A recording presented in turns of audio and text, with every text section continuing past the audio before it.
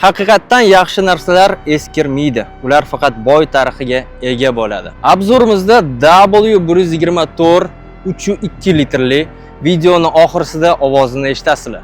Bu mashinani shunaqa holatga olib kelish uchun egasiga 5 yil vaqt ketgan va $20,000 dan oshiq pul ketgan.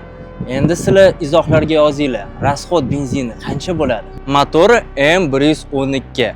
Trassasi polni NMZda qilingan. Diskalarga ahamiyat beryapsizlar. 18 tali razna shiroki polkali diskalar.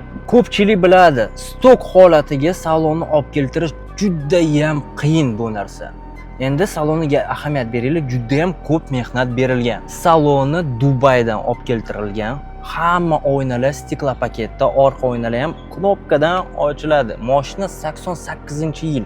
Sideniyalar, oldi o'rindiqlar, podogrevi ham bor. Va ya'ni elektropaketda mana knopkaga bossasizlar, o'zi ketadi orqaga, oldiga ham boradi o'zi. Juda ham zo'r mashina. Aytgancha bu yerda lyuki ham elektronniy. Masalaga aytib qo'ymadim, bu yerda obvesla originalni Lorenzi turibdi. Bu yerda yana pechati ham turibdi shu narsani. Endi bu mashinaga baho beringlar 0 dan 10 gacha.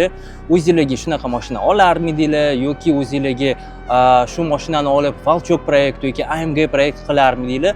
Shu savolga javob beringlar. 1 2 3